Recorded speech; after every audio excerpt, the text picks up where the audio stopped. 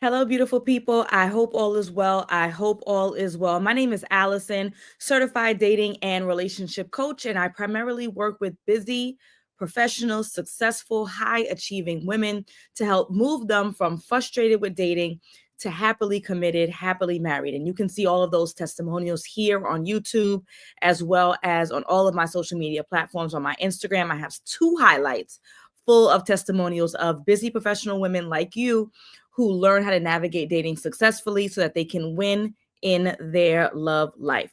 So every Wednesday around 5 p.m. Eastern, I hop here on live here on YouTube so that I can answer your burning questions around dating and relationships. So make sure that you drop your questions right here. Well, on my page, on my computer, it's like right there. So make sure you drop your questions right there so that I can answer them for you. And make sure that you like, subscribe, do all the things so that you can be reminded to jump on when it is time. Okay. As folks are coming in, please make sure that you like, make sure that you drop your questions in.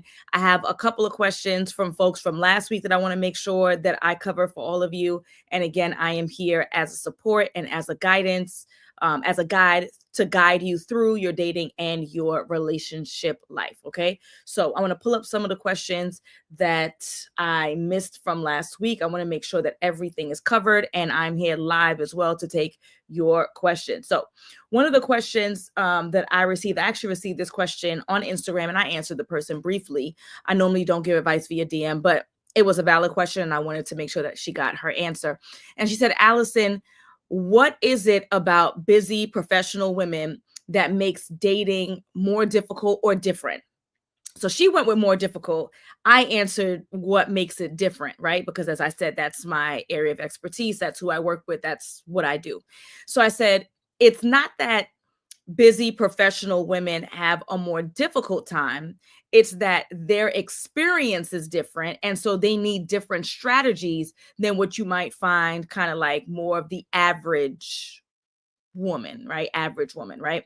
So what does that mean? What does that look like? So number one, quote unquote, busy professional women are going to have less time to navigate dating, at least successfully, right? They just have less time. So if you're thinking about your average person who works 9 to 5, who comes home, they're not entrepreneurial, they are not high up execs, they're not climbing the corporate ladder, they, escape work early when they can, they max out all their vacation time, they're not striving to grow with the company.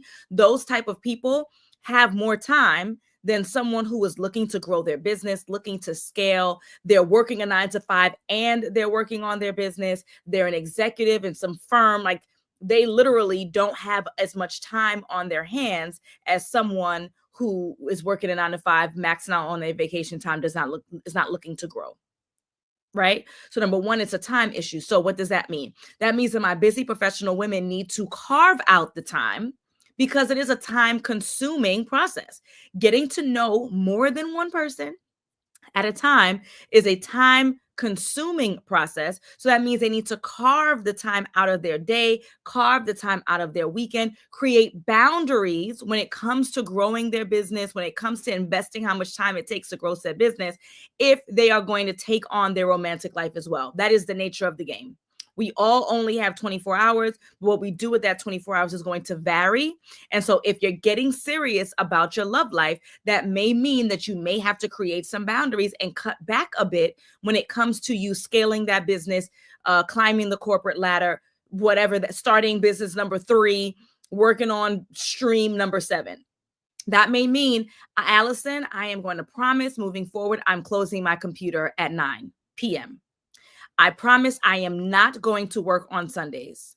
I promise I am I'm going to wake up at 6 versus at 7 to get that extra work done so that my Fridays are available. There is going to take a sacrifice, and it will take more effort for you to put a line in the sand and say that I am going to scale back so that I can make the time to get to know these people, to get on the phone, to go on dates, to swipe through apps, to go to events. You have to make the time. And that time sacrifice is a little bit more difficult to manage when you're talking about someone who is super ambitious, working on their business, working as an executive, scaling, grow all the things. Okay, so that's number one. That's what makes working on your love life as a busy professional woman a little bit more difficult or a little different than the average person. Number two, what makes it difficult is that when you are super passionate about what you do, many times when you share that passion, it comes across as masculine. However, one might want to define masculinity in this day and age, where the expectation and the hope of a lot of men, not, and I'm not talking about the ones who are users and abusers, right? A lot of guys are going to hope that their girlfriend, that their fiance, that their wife, that the mother of their children are going to be nurturing. And in order to be nurturing, you need to be available. And if you are working on scaling your business, starting business number 3, working on stream number 7, as an entrepreneur, I know firsthand what effort it takes in order to grow something. It's like a baby, not literally, figuratively, it's like a baby. And so the effort that it takes in order for you to grow said business many times is going to take away the emotional availability that you have for others. And so when you have a professional woman who's super excited about what she does and she wants to share what she learned and what she's doing and what step of the process she's in, and even want to potentially help you in your area, in your line of work, if it makes sense, then that's going to come across as a little cold and less attractive. And so what do I tell my busy professional clients? I tell them, do not lead with your work. I understand that you're super passionate about it. I understand that you're super excited about it. Do not lead. They ask you what you do, say what you do, keep it moving. Save the excitement for your friends, at least for now. You can talk about all the things with the guy that you're getting to know later on. We don't lead with it. It shouldn't say, hi, my name is Alison and I'm an entrepreneur. And I'm making X amount of dollars with my business that I started 5 years ago. And these are some of the challenges that I'm facing as I scale my business. And I have 2 virtual assistants and I'm training them to do blah, blah, blah. And then I'm adding another stream of income because I have my retreat, the Ready, Set, Love retreat, where I work with, right? We're not leading with that. We're leading with personality and not statistics. It's unsexy. And when men do it, it's unsexy too. Okay. So again, for those who are coming in, my name is Alison, certified dating and relationship coach. I primarily work with busy, professional, high achieving women to move them from frustrated with dating to happily married. I've helped over 300 women do just that in the last 5 years of me working this business. This is me leading my business, but that's different. I'm not trying to bag you. Okay. And so this is the work that I do every Wednesday around 5 p.m. Eastern. I do this live Q&A to answer questions around dating and relationships. And one of the questions I did not get a chance to cover last week, I wanted to make sure that I tackled today. If you are joining us now, please drop your question in the queue. The question was, what makes dating or the dating experience different for busy professional women versus average 9-to-5 women? The first thing we talked about is carving out the time, creating boundaries. So saying, I'm not working on this project. I'm not scaling this thing. I'm not emailing clients. I'm not invoicing. I'm not partnering. I'm not doing the things that will help me grow this business on Sundays. Instead, what I'll do, I'll wake up an hour earlier. I'll wake up at 5:30 and I'll do the things that I was going to do on Friday evening. I'm going to do Monday through Thursday. So we all only have 24 hours. I understand that you're passionate about your work. However, you have to create the time to date. That's a priority, right? So that's one thing that's a bit different for busy professional women. Another thing that is a bit different is that you're so excited about doing your thing, doing your work, scaling your business, working on whatever project, landing a huge client, rebranding, revamping the website, getting a new partnership, getting a new contract. You're so excited about those things that you want to share it with someone. However, a new guy is not the one to share it with. The gentleman that you are meeting is not going to be your business partner, at least not yet, right? Let him be your husband before he becomes your business partner. So what does that mean? We need to develop and grow romantically before we introduce ourselves professionally. You introduce yourself professionally on LinkedIn. You do not introduce yourself professionally on Bumble.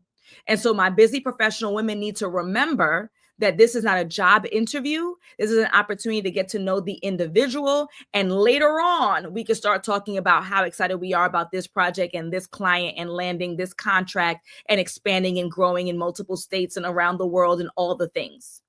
I think it's also important to note, it is important to note that your man is not your everything.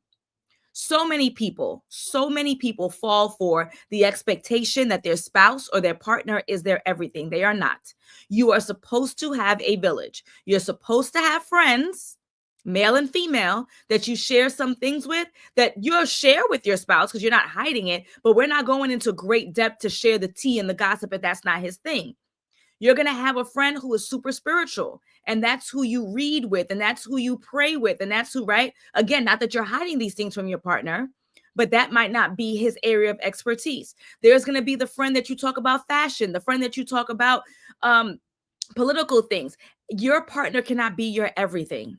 And to have that expectation is unrealistic and unfair. You have to spread the wealth. You spread the wealth through your village. When I talk to my sister, I talk about different things with my sister at length and in depth than I do with my husband. When I talk to my girlfriends, I talk to them about different things or in depth more than I speak to my husband.